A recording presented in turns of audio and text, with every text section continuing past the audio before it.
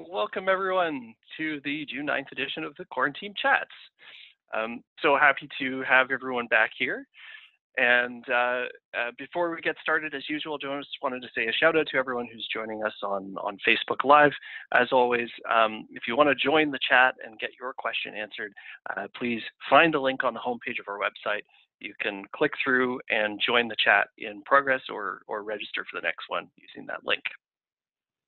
Today we're going to be running through the news. It's a little bit of a light news day, which I think is maybe a good thing. Then we're going to be going into our main topic for today, which will be HR. It's the second part of our return to the workspace chats, and Bronwen's going to be leading us through most of this one. We will have Q&A throughout the session, so as usual, we encourage you to please use the chat feature or the Q&A feature, or just raise your hand. I don't want this to be just Bronwen and myself and Colin talking. It would be great to have your questions and input as we go. While we get started, if you wouldn't mind going into the chat feature right now and saying hello to everyone. Before you do that, though, please make sure to change the setting in the chat feature so that it says all panelists and attendees, and that way everybody on the line can see your comments as they come through. So if you wouldn't mind saying who you are, where you're from, something like that, and then we can all say hello to each other. The Q&A feature should be available either at the top or bottom of your screen if you hold your mouse over there. And we'll pause and answer questions as they come up. All right. So with that, I'll introduce the speakers for today. Many of you know me. I'm Ian Rogers, the founder of Entreflow. And joining me today is Bronwen Kenyon, our HR practice manager. Do you want to say hello, introduce yourself, Bronwen? Yeah, absolutely. Morning, everyone. So like Ian said, I'm the HR practice manager with Untitled. I've been with the company 3 years, and I do the kind of HR consulting and recruitment work for both our team internally and our clients that we're so fortunate to work with. So that means that, your policies, procedures, and, org charts and compensation planning and all that fun stuff that you may not necessarily have time to think about. I like to think about and like to support there. Wonderful, thank you. And a little bit about Entreflow, for those of you who may not be familiar with us. So we're a small firm, we're about 15 people, and we typically work with high growth companies, often technology startups or manufacturing distribution companies that might be entering into a new phase of growth and need some help with some of the infrastructure for growth kind of stuff, the back office, accounting and CFO services, HR, as Bronwen was mentioning, maybe some systems work, or just a second set of eyes on the marketing strategy. So that's who we are, and that means that we've seen a lot of companies in this early stage of growth, and also have been helping a lot of people one-on-one through COVID uncertainties and trying to figure things out. Consultants are problem solvers, and so we've been busy for the last little while, but we love joining these quarantine chats to help serve the broader business community. And we're so pleased to have Colin on the line with us today, and he supports us along with Startup Vancouver, Startup Canada. Do you want to say hello, Colin? I will, Ian. Good morning, everybody. Happy rainy Tuesday. It's not summery out there at all today, so good thing we're inside getting stuff done, HR and everything else. I am the community leader for Startup Vancouver, which is one of over 40 chapters of Startup Canada across the country. We are here to support and be as a resource for entrepreneurs in Vancouver, across the province, and across the country. And just being part of Entreflow's quarantine chats for the last couple of months is just one more way that we connect to our innovation ecosystem. And we're very proud to be part of this. And Bronwen, Ian, and also Helena, you guys are doing a great job. So keep going, and looking forward to today's chat. Thanks very much. You know, one thing Colin mentioned to me on the phone the other day is that Startup Vancouver isn't just for raw startups who are, you know, just the founder and they're just trying to scratch something together. There's a lot of members of that community who are well established and well on their way to rapid scale, and are part of that community and helping everyone else out. So so join up. It's great organization, and they run some great events, which Colin will take us through towards the end of today. I will, and thank you for that. Yeah. Oh, and the slide here too. Maybe we should do that very quickly now. But so today, actually, we have. I forgot it was right here at the Let me beginning. just go for it now, real quick, before we go over to Bronwen. Okay. So today we've got two events, but the one that's been very popular over the last year is our Van Startup Stories, our speaker series, where we showcase a particular underrepresented community within entrepreneurship. And we've managed now, this is the launch of our online version of that, which we've rebranded as Can Startup Stories. So now we have a national audience, national reach with Startup Canada is one of our partners with that. So today at 4 o'clock, we have 5 awesome, diverse speakers that will be sharing their stories with us today. So registration is free. I will put in chat the URL there for people to register, and yeah, this is going to be a great impactful event, so we do encourage everybody to attend today. Sounds good. Thank you. And this one? And also today, as we have twice a week, right after your show here at 12:30, Tuesdays and Thursdays, we have our half-hour live stream show, and today we have 2 fabulous guests on, as you can see. Also, and we keep this light and we keep it fast and keep it conversational, and we encourage people to also join us today. It's a rainy day, so you may as well stay inside and actually be enlightened and educated at the same time. So yeah, I'll include that link also in chat. Thanks, Ian. Sounds good. Thank you, Colin. All right, let's run through the news. Like I said, it's a lighter news week. In some senses, I suppose. We're used to running through all the government programs that are supporting the businesses through COVID. We don't have very much news on that today, but I did pull out some business news. The U.S. has officially declared that they're in a recession. Sometimes it takes them a long time to do that because it requires a few months of downturn economy, but they've announced that. On the upside, there's been no new COVID deaths in BC in the last 3 days. I think that's something that we can be positive about. And certainly, I think we would be remiss if we didn't at least touch on the new big problem that a lot of us are grappling with, the Black Lives Matter movement, all the riots and protests that are going on across North America, the world even. And so just touch on how some businesses are dealing with this. I saw an article about the founder of Reddit resigning his board seat, insisting on a Black person being the replacement there. Uber took a stance on this, and lots of companies are putting it out there. To take a stance, and I think it's important that that everyone take a moment to look at what's going on and consider how they approach that for their own business. Okay, some positive news. I always like to run through some positive news, and there's some cool local companies that are doing great stuff in the wake of COVID. I found Coast Capital Savings had produced a $400,000 community relief fund for businesses affected by COVID, not just their own clients, but also nonprofits in the community. So that was really great to hear about. And there's a company in Maple Ridge called Left that are actually well established, and they've done some great things. I met the founder one time, really great guy. And they've been doing virtual after-school coding workshops for kids in their local community. So that's really cool that those kids still get a chance to have some education about that. All right, I'll pause there just for a second. If anyone else has seen any other news that they'd like to share for the benefit of businesses going through these crazy times, then please, by all means, put it in the chat or raise your hand, and we'll be happy to share that on. But at this point, maybe I should hand it over to Bronwen to sort of take us through the next little bit here. Sure. Yeah, sounds good. Go ahead.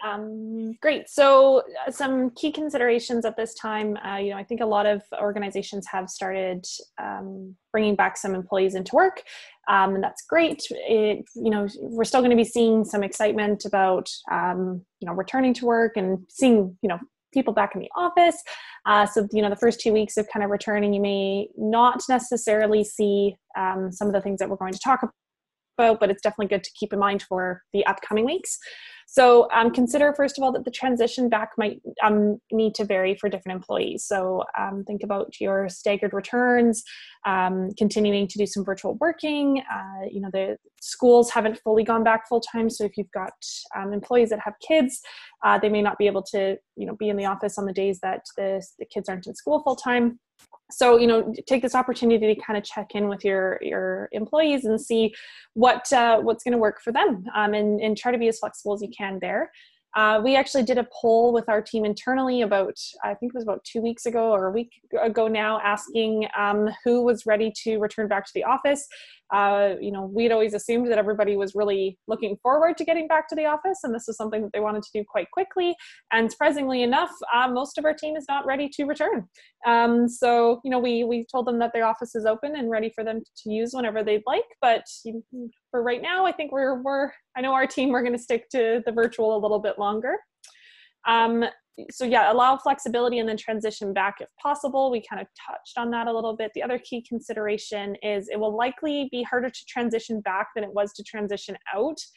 There's been a lot of change for a large number of employees, whether they're transitioning from working virtually to going back into the office, or transitioning from being potentially laid off and coming back into the office. The transition back is going to be harder.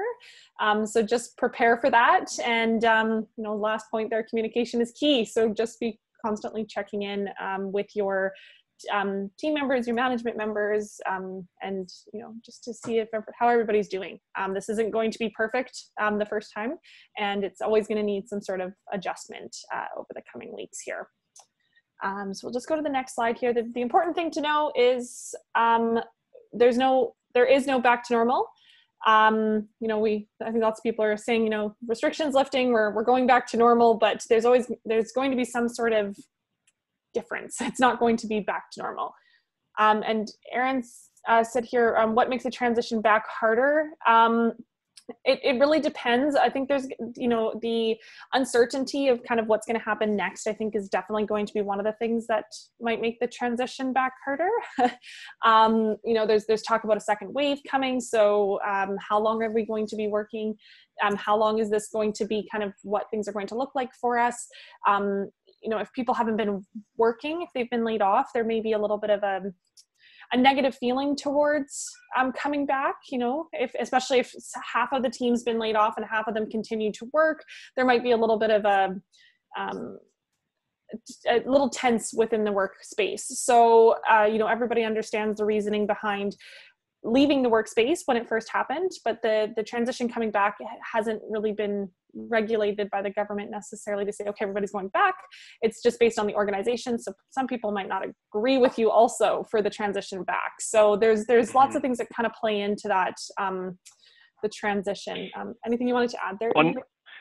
Yeah, sure. Like one thing that we've been hearing is that with the transition out, it's about expectations, right? Mm-hmm. So expectations minus reality equals unhappiness is the equation there. And with the transition out, for a lot of people, there was sort of a lot of uncertainty, but no expectations really about what it was going to be.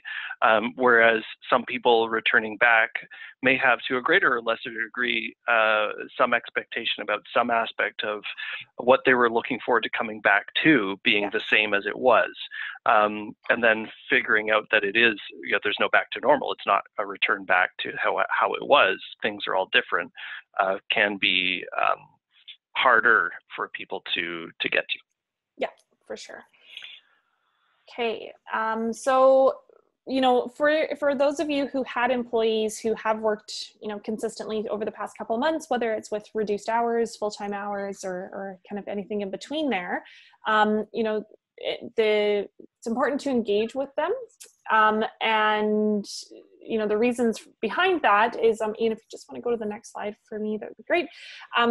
A couple things that you need to watch out for those employees that did stay and worked over the past couple months. You may see some resistance to other employees returning, resistance to any changes within the organization that you need to make. You may see some negativity, disengagement, lower productivity, and delayed deliverables. For a lot of organizations that were able to kind of stay open for the past couple months, it may have been the hardest and busiest times that they've seen in a long time. So, the burnout rate is really high for employees right now, especially in, frontline workers, like you're working in your grocery stores, your first responders, anybody who kind of had to continue to work and stay open full time, obviously would have seen a little bit of more pressure on the team members. So just a couple things to watch out for those that have continued to work through this time. It's also possible that nothing changed over the past couple months, and other than some outside factors kind of influencing the employees, which still could result in some disengagement if they've had a family member who's been sick, or just overall stress and nervousness about the whole situation. So, just watch out for these things here. And the next slide, we're going to just talk about how to engage with the ones that stayed. This is a great time to recognize them for their great work. So we could do some, maybe some gifts, some appreciation, a break. Maybe just saying, hey guys, listen, it's time to take some of those vacation days. I know our team is really looking forward to 3 weeks from now when we're closing down the office and taking a little bit of time off and just having a chance to kind of relax a little bit after the past couple months. Check in on goals and performance. This is a great time to check in on how things have been going. So, most people have potentially taken on more work. If you've had to do a little bit of job responsibility changes, check in on what's working for them, what wasn't working for them. Has their job changed? What's that going to look like? Did they like the change that it's been made? Did they not like the change that's been made? You really want to check in on all of that. Looking for that engagement or disengagement. What that might look like is, for the disengagement, again, is the low productivity, and negativity towards, just the whole working day, and delayed deliverables. Those are some good things to look out for there. Elicit feedback on the return plan. So if you haven't put your return plan in place yet, both for your engaged employees and the employees that you may have had to lay off, it's a great opportunity to bring them in on the return plan and ask them, does this make sense? Does this look good for you? If you're going forward and putting a plan in place that, most of the team doesn't think is might not totally agree with, it's going to have a really hard time taking. And you're actually going to see that the plan's going to most likely fail. So you really want to make sure that your team is able to provide some sort of feedback or comment on what the plan might look like. Another thing that you can do to engage with those that stayed is offer new benefits. So give them access to courses, webinars, audiobooks. If they've got some, if you're able to carve out a little bit of time for them to be able to work on learning, that's always a great benefit that I think a lot of people really appreciate in their workday. What happens if you don't take action? You're going to see potentially high turnover, negative culture shift, poor quality of work, less collaboration, less innovation, delayed deliverables, and cliques and team silos within the organization. So this is, the turnover itself already, you have a risk of it being pretty high right now if you had some layoffs that had to be done. We've talked about this before, that, don't expect for everybody to be coming back, because there's those people that were already potentially 1 foot out the door before, layoffs, they're probably already looking for work right now to try and make a shift elsewhere. And yeah, so, you want to protect your culture still. So ensure that, you're taking action to appreciate those that stuck around and worked their butts off over the past couple months, so that you can continue to keep your culture up there. So the other piece is engaging with your furloughed employees. So what is a furloughed employee? That's an employee who's been laid off due to government shutdown. And these employees generally return to work after the furlough period. What we're seeing right now is the 13-week period, and which for anybody who laid off employees kind of mid-March, that 13-week period is coming up in the next 2 weeks here. So it's pretty crazy that we're already at that point, but that's just something to take into consideration. So this is a special kind of layoff, right? This is the official sort of temporary layoff that companies are allowed to do.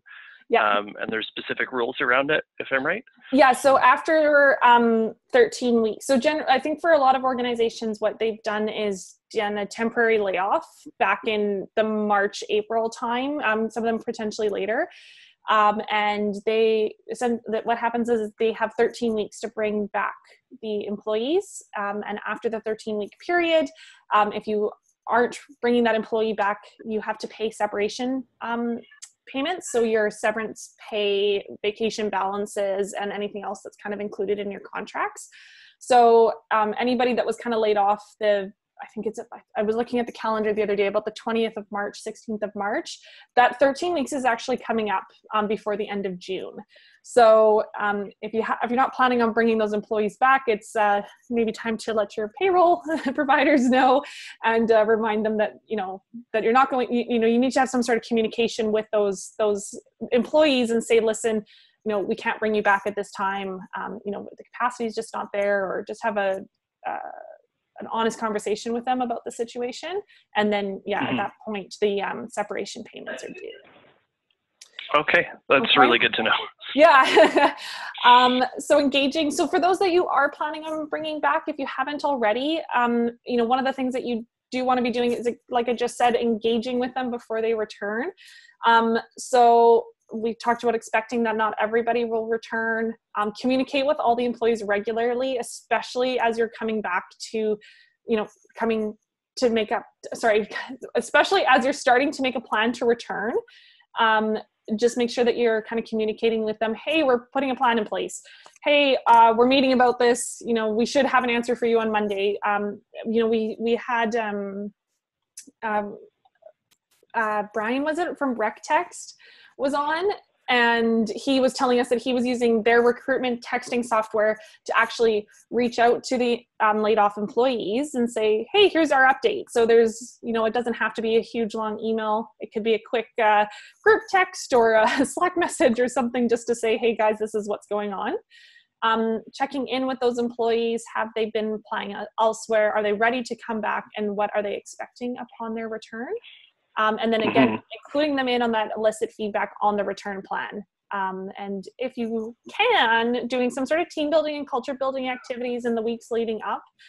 If you haven't already, maybe invite them to your happy hour or invite them to a team meeting so that they're, kind of up to speed with what's going on there. Cool. Okay, and what happens if you don't take action, or if you haven't taken action? It might already be too late, and get some communication out to the team immediately. It's like I said, it's almost been 13 weeks since the middle of March. Your employees or your laid off employees haven't heard from you in 13 weeks. They're probably assuming that they're not coming back at this point, but it's still good for the relationship to kind of communicate over somehow what's going on. Disengagement. If you do decide to bring them back and you haven't been in communication with this time, they probably have a negative feeling towards the organization and or the position. They probably don't feel very special. They probably don't feel very loved. And they're probably a little bit confused as to why they're being brought back, if there hasn't been communication about things, and a little bit lost in what's going on. So the more that you can kind of engage with them prior to the return will help with kind of that transition. Going back to kind of what makes that transition back harder, it depends on what you've been doing in the meantime to keep everybody engaged. Yeah, I think that's a really important point, Bronwen, about the negative feeling towards the organization. I can't remember who said it to me, but especially in smaller business communities like we have here in Canada and certainly in Vancouver, where it's a very small world. So you really have to consider each person as a potential future partner or contact. Maybe they'll work for another organization that you bump up against in the future, or maybe you'll hire them back at some point. So it really makes sense to connect with them, and even if you haven't communicated, just to say, "Hey, I'm sorry we haven't been in communication. It's been a little crazy for us," and hopefully there's some empathy there on both sides. So that even if the relationship in its current form isn't continuing, then you're at least not burning bridges. Yeah, I think, if you haven't had communication out already, I do think that most people are pretty understanding about the situation and understand for the business owner kind of what's been going on, and know that it's not easy, because I think a lot of us are in the same boat, whether it's having to run a business or be part of a small business, or know somebody that's part of a small business. I think there's a lot of empathy and understanding there. So don't be afraid to kind of have those conversations. One of the things that I wanted to just touch base on was the right to refuse unsafe work. We talked 2 weeks ago about the COVID policy, and I think we touched briefly on Workspace BC, but I just wanted to come back to that conversation a little bit and just remind everybody that the employees do have a right to refuse unsafe work, and it's whatever they kind of deem to be unsafe. The first step is generally for the employee to bring it forward to a supervisor or the owner of the business, and just kind of flag what that unsafe work is, and ask for investigation to be performed. So the supervisor employer must investigate immediately. If the employee needs to stop work at that point, for example, if they're a receptionist and they're feeling as though there's not enough separation between them and the customers that are coming in, they can be sent home without any effect to their pay. Like, they'd be still continue to be paid for the remainder of the day, but the supervisor employer must investigate and work to resolve the problem. Level 2 is the investigation must be done with a health committee if you have one in place, or with the supervisor and another employee present. So that's if after level 1, the employee is still saying, no, I don't think it's safe for me to continue my work.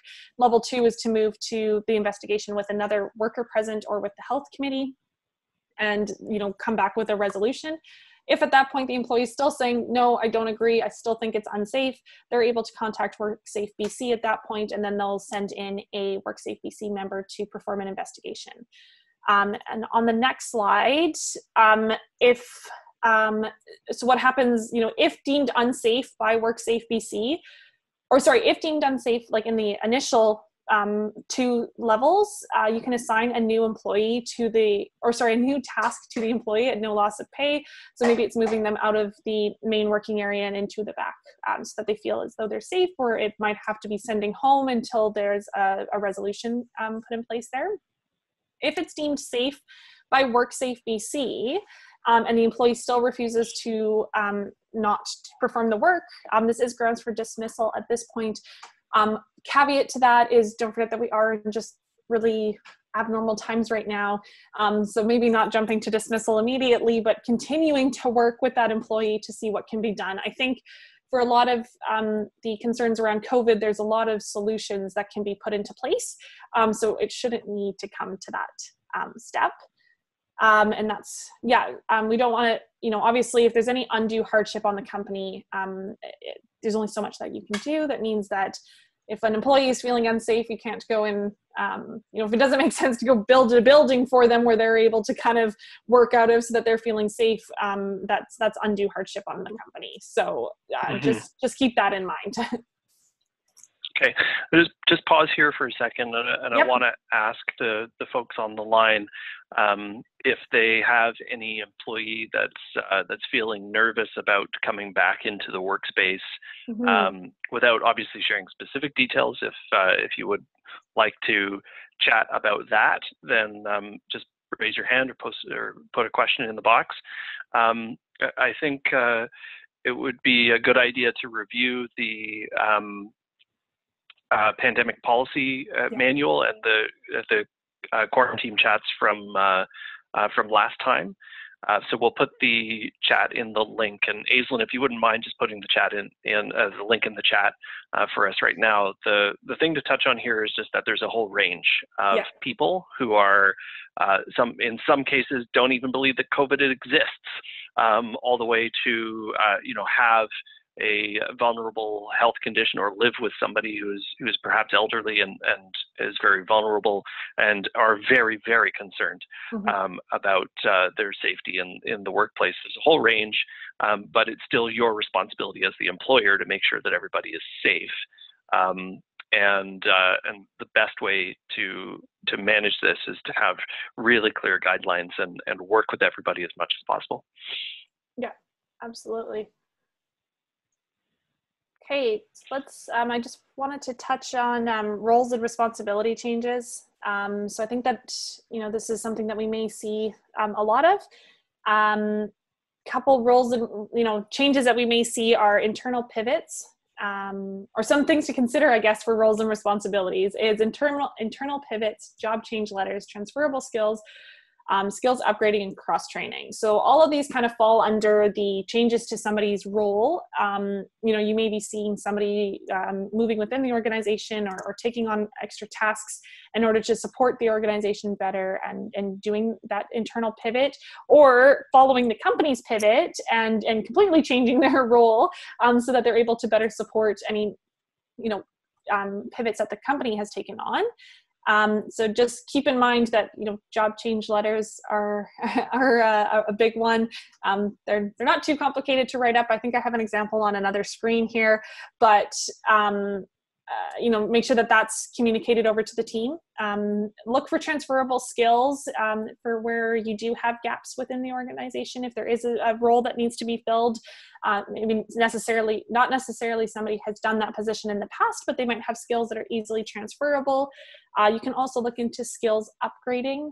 If you do have somebody who's just really excited about learning and is like, yeah, I'll take on this challenge of this position that you need filled, but here's what I need in order to get there. It might be, we talk lots about Excel programs, or maybe it's website design or coding or something that really is going to help the organization and also make that employee excited because they're learning a new skill. And cross-training's super great. If you have gone down to a smaller team and you're thinking about vacation covering over the next couple months here, it might be a good idea to start doing some cross-training. This also helps with internal controls, or, you have to keep internal controls in mind, and, you start to see where some of the gaps are within the organization. And that really is a great tool that everybody generally likes to get on board for, because they get to, again, learn something new. But there's some things such as payroll or payment stuff involving banking information that generally you can't cross-train too much on, just because of the high sensitivity of those tasks. So just keep that in mind on that. But it's there's definitely other opportunities for cross-training within organizations. So Bronwen, I'm just curious if you've had a lot of requests for help with making these changes to people's roles. Maybe are people asking for help with changing job description write-ups or writing change letters? I sort of suspect the answer is no, but I'm curious if you've had a lot of requests for this.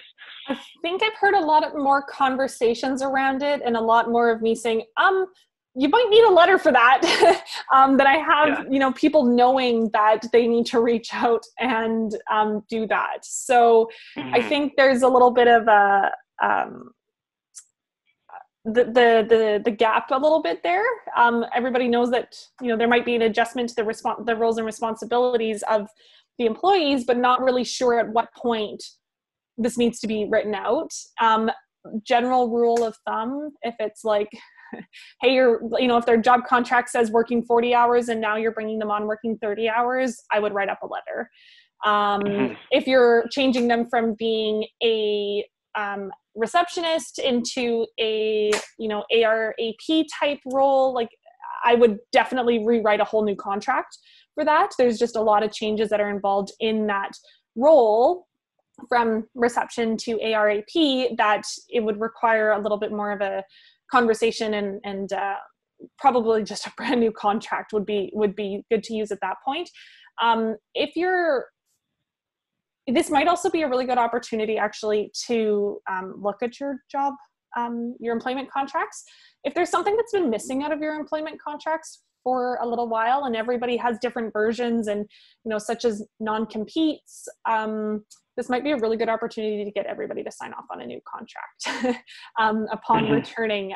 So if you have if you've been using 5 different templates over the past couple of years here, and not everybody's kind of agreeing off to the same thing, it might be a good opportunity to kind of sign off on new contracts at this point. Sounds good. Yeah. I sort of feel like people or teams are working their way through pivots and figuring out how things are going to be. I kind of feel like a lot of teams are 80% of the way there to figuring out how the changes to the roles are unfolding. And at least to me, it feels like now's the time to write it down, because to really move forward with the pivot, you have to make sure that everybody's expectations are very much aligned, and that means you have to write it down. And perhaps it may not be clear if they need just a change letter or a new contract or just a new JD, but I guess that's where they should just call and ask you. So a cool thing that we've been seeing a lot of is actually doing racy work with teams. So pulling if you're, especially it's easier if there's a smaller team, because the task doesn't become as large, but taking all of the tasks that your team is working on a regular basis and putting a responsible, accountable, contribution. Consultant. It's consulted / contributed and informed on it. And it's a really good time, especially if there is a lot of pivots that are happening, to really clarify who is going to be accountable for what tasks throughout the day. And we've been doing a lot of this, and then rewriting job descriptions from that point for the team, so that it's just really clear, what you are accountable for at the end of the day, and what you're kind of contributing or collaborating or consulting, whatever works for you for that C on. So that's what we've been seeing a lot of, I think, while planning for those pivots. Okay, sounds good. Curious what anyone in the audience has to say about this, how they're working through things, or if they're moving on to writing it down. But we'll move on to your next slides here. Go ahead. Okay, so pros of kind of the roles and responsibility changes. We've kind of touched on this a little bit, but it re-engages the team, provides the team with new skills, gives a fresher perspective, especially when you're doing the cross-training. You will see, bringing somebody else in who's not totally doing the same repetitive tasks during the day, may be able to see where some of the breakdowns are in your processes, and give you kind of a new perspective on how to complete some of the tasks that are happening. Allows for more creativity and, again, opportunity to introduce new processes. So with those fresher perspectives, somebody may be able to raise their hand and be like, you know what, this is taking way longer than I think it should. Let's look into some new processes to see what we can do here. Cons is it can lower the self-confidence of the employees. If they're being given new responsibilities that they're not totally comfortable with, and the expectations are high for them, it could, have a negative effect. They could actually feel like they're not doing a good job, that they're not meant, cut out for this anymore. So just checking in with those employees about the tasks that they're doing. Possibility of turnover. So same thing, if they're finding that, this is not what I expected, this is not what I was wanting to be doing anymore, you may see that people could leave their position, could have an initial cost. So talking about the skills upgrading, there might be a fee for sending somebody back to do a course. There's also opportunities to do that without a cost, but there's a potential for an initial cost. And if the team isn't bought into the change, it could fail. I think this is common across a lot of change items that happen within the organization.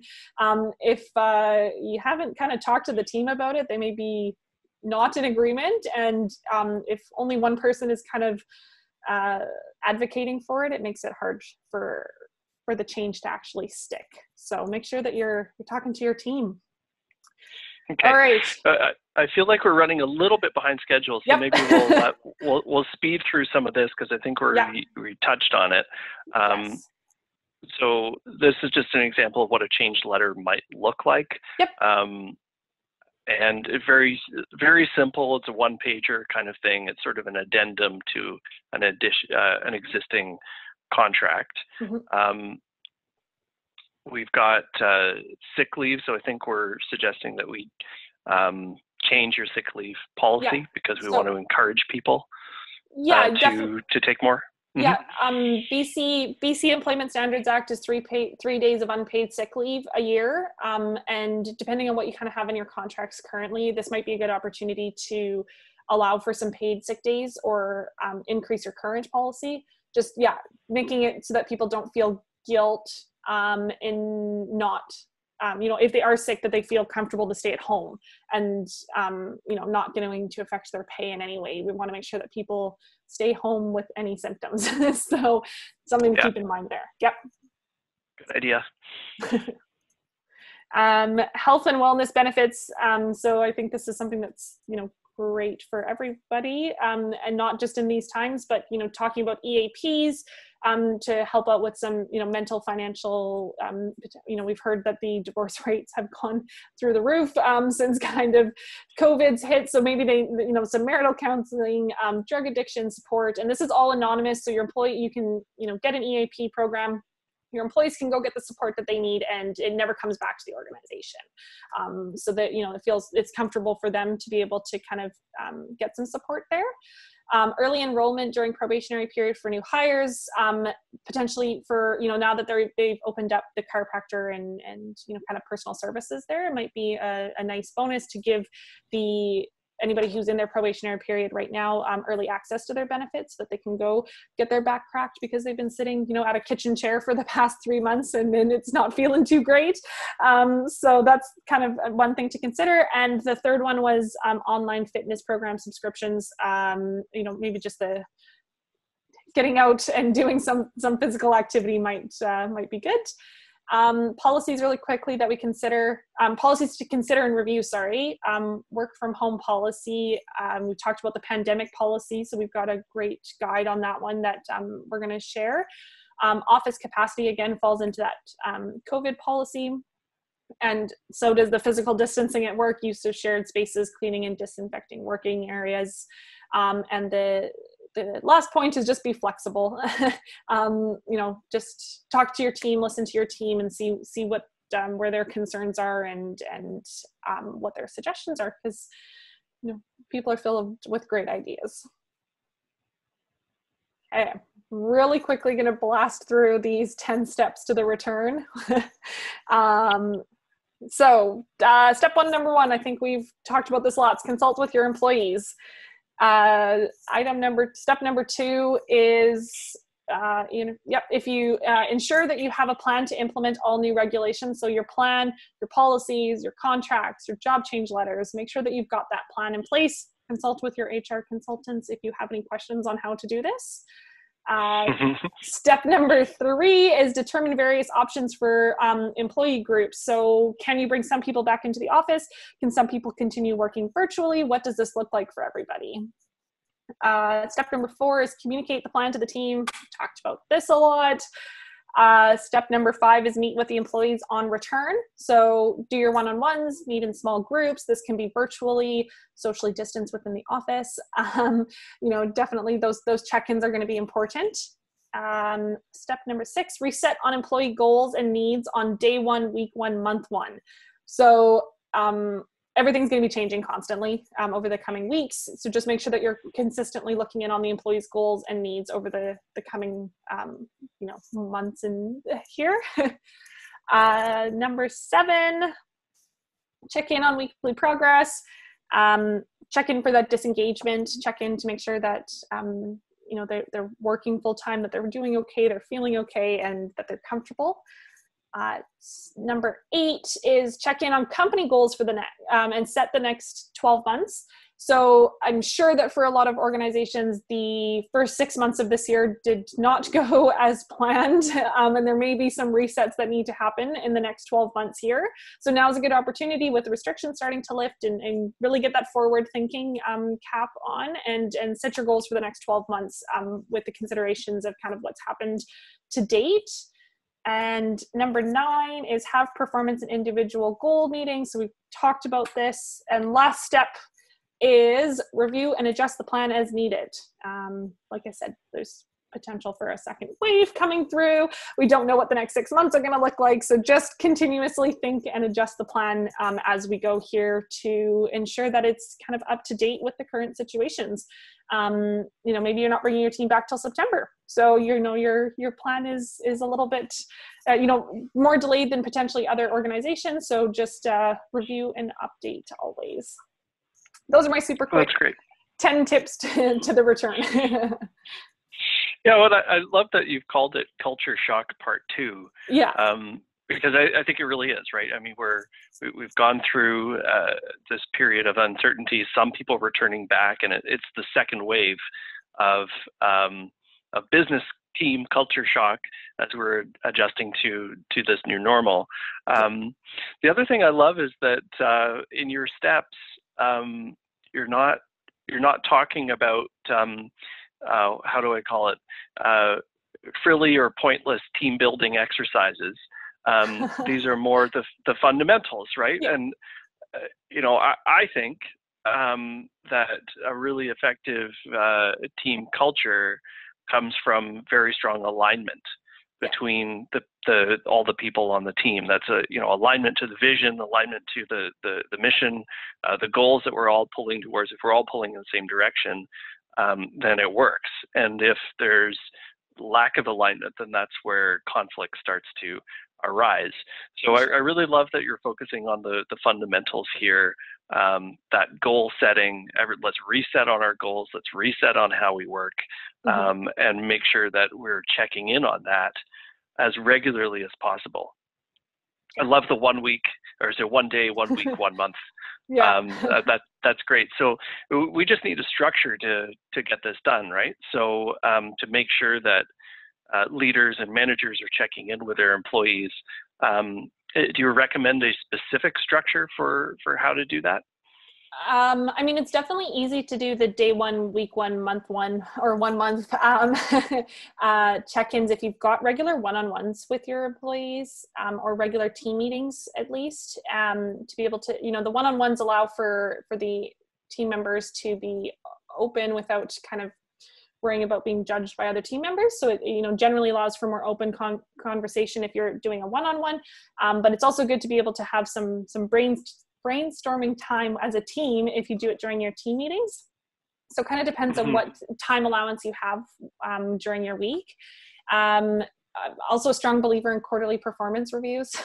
So, because everything changes so quickly for a lot of organizations. So being able to check in at the end of each quarter and just see how it went and kind of what's coming up for the next quarter will help with aligning those goals and kind of keeping those top of mind, both for the companies and for the employees themselves. Those would kind of be my top 2 tips at this moment. Very cool. Yeah. And one thing I've seen you do effectively time and time again, Bronwen, is having calendared meetings, so recurring things on the calendar, and also some means of tracking. And I've seen us put in place just something simple in like Asana or Trello or ClickUp or whatever you use to just keep track of, I did the 1 week, I did the 1 month, and here's what it was. Or it could be a proper HRIS if it's a larger organization, but it can be very simple, right? Just to put something in there and say, we did talk to everybody, that's great. Or whoops, we missed out talking to somebody. So some little tools there. Okay, well, let's talk about some of those frilly and pointless team building activities. So I think everybody's got a good idea of kind of what team building activities can be done. But here's just some more ideas that we like to do. Team offsites, virtual if needed. I was in the office last week, and we work in a co-working space. So one of the other companies was actually doing a social distancing picnic at the park, which I thought was so cool. They had like individually wrapped snacks, and everybody brought their own blankets, and they went and hung out at the park for a little bit. I thought that was awesome. Still team building, but you don't have to be super close to the rest of your team members.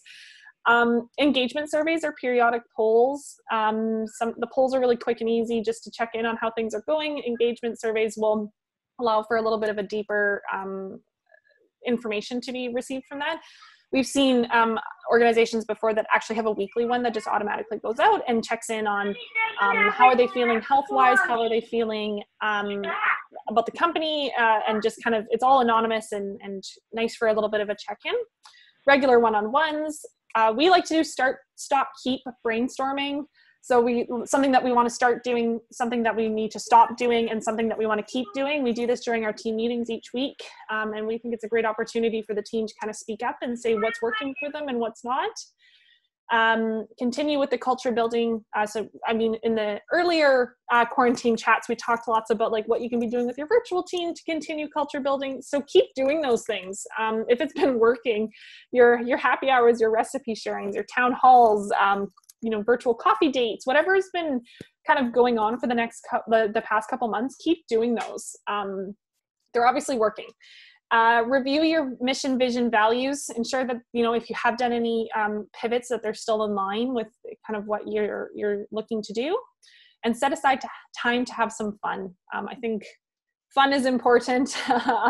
Our team, I know we've been talking lots about really looking forward to being able to go out and go dancing or go play some board games or do something as a team together, because I think everybody's looking for that fun piece, especially with summer coming up. Go to the beach, do something to just enforce some fun into the team.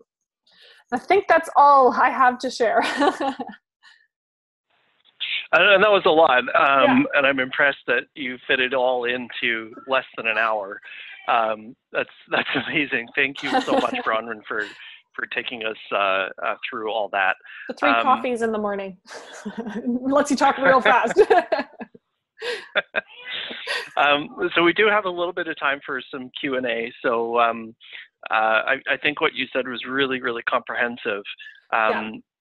And I know HR issues are hard to discuss on a forum such as this.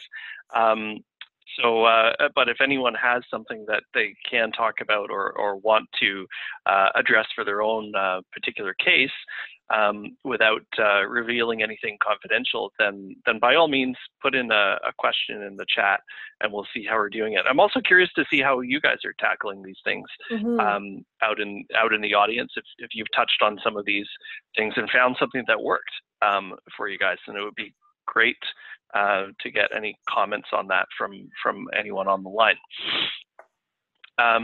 So please do type something into the chat or raise your hand as I proceed through our just some closing slides here, and hopefully we'll be able to answer those. It looks like we already have one. Okay, so a question from Aaron was how to handle an employee who doesn't want to follow the rules about physically coming back to the office. You know what, it might be great, Aaron, if you'd be willing to come on mic to clarify that question a little bit, or just say, clarify a little bit more about those rules. But my initial reaction is that if somebody does not want to follow the rules, then it's sort of your duty as an employee, if it's concerning safety, physical distancing and hand washing and all that kind of stuff. Oh, great. She'll said she'll come on mic. So Aislinn, if you want to allow Aaron on the mic, that would be great. Hi. Hi, Aaron. Hi, Aaron. Thanks for coming on. So is this a safety rule that they don't want to participate in? Yeah, and I'm in the U.S., so okay. We have different rules than you guys do, I think. But we are going to we're going to be coming back in July, and we have some rules in place that we've gone over with our management team, and one of them is wearing a mask while in the office and like meeting with other employees. And this employee is a long-term employee, and she's very hesitant to wear a mask, doesn't think it's really going to help anything, and like, what's the point? And she's very essential to the team that she's on as far as getting work done. So we kind of like can't go, well, sorry, you can't work here anymore. So I'm not quite sure how to like say, sorry, you have to wear a mask. Yeah, fair enough. I'd say two steps here. So one is just some further engagement about why not wear a mask, and if there's a real reason there, engaging them in the, here's the policy that we're making and why, and ask for comment on that. And being open if there's a specific concern to say, well, we can make some allowances here, but we do have to protect the whole team, and so everyone has to do their part. Ultimately, we're responsible for everyone's safety. So is there an opportunity for this person to work remotely, or instead use physical barriers like a glass or plexiglass barrier around their workspace or something like that, instead of the mask, or maybe a different style of mask. So I think I would really dig into what's the problem with the mask, and see if there are any other solutions there. And I have. Bronwen, yeah, okay. I have talked to her about that, and it might just come down to she gets to work from home when other people don't, which is not going to look fair, over the whole organization. But yeah, that's a tough one, because you really want to keep the team who is willing to come into the office safe, because they're going to be returning under the assumption that it is a safe place to kind of return to. So if it is an opportunity for her to be able to work from home, and that's just kind of the safest way to keep everybody healthy, that might be the best route to go there. Yeah, that's kind of where I was thinking it's going to happen. Probably the way to go. And then when you message that to the team, it's not that this is a privilege that they get to work from home. It's that for everybody's safety and personal reasons that are private, that this person will be working from home. It's not a privilege. It's just that's what we all negotiated and worked out together as being the best solution for everyone to keep everyone safe and healthy. Yeah. Okay. Thanks. Great question. Thank you so much, Erin. We do have to wrap, so I'll just run through what's coming up. As Colin mentioned, in about a half an hour, we've got a Startup Vancouver, What Keeps You Up at Night. Tomorrow, we've been invited as panelists onto Procurify's webinar. If you don't know what Procurify is, it's a procurement software. Makes it really easy for the whole team to buy things and run the approvals process for that. And they've been picking up a lot of interest as everyone goes virtual and they need to buy things and get approval from people who aren't in the office or may not be in the office at the same time as they are. So we're looking forward to that. That's tomorrow morning, Pacific time. The next quarantine chats will be Tuesday, and that's about cybersecurity. We've been talking about this for a while because it's a huge concern. Everyone's sort of crashed into virtual working and adopting new tools without really having a plan for cybersecurity. And the hackers are having a field day with this. So let's talk about managing risk and also culture in terms of cybersecurity. And a little teaser, this is coming up in a couple weeks' time, but I'm very excited to have Blake Oliver and Evan Wells from Giraffe joining our quarantine chats. If you don't know who Blake Oliver is, he runs one of the top-rated podcasts in accounting land, in the top 50 on iTunes. So he has a lot to say, a lot of great things to say, very inspirational. And Giraffe is a tool that we've mentioned many times on the quarantine chats for how to do effective planning, budgeting, and forecasting for small, medium-sized, fast-growing organizations. Really top-notch people joining our chats. So make sure and mark that on your calendars, because that's going to be a great one too. Okay, with that, I'll leave it there, but I'm leaving our contact information up on the screen. Please do feel free to reach out if you have a question about your specific circumstance that maybe you didn't want to raise on the call today, but you'd love some help with some of the things that Bronwen was talking about. Then I'd offer that you can reach out to either of us. Take a moment right now, if you don't mind, add us on LinkedIn. Ping us a quick email just to say hello, and we'll be happy to stay in touch and help you through any questions that you might have. And we'll have to leave it there. And so all that remains to be said is thank you. Thank you very much for joining the chats today, for contributing your questions, and for supporting Quarantine Chats and the business community as we all sort of navigate through this tricky times. Thanks very much, everyone. Enjoy the rest of your Tuesday. Thanks, Bronwen. Thanks, Ian. Thanks, guys. See ya.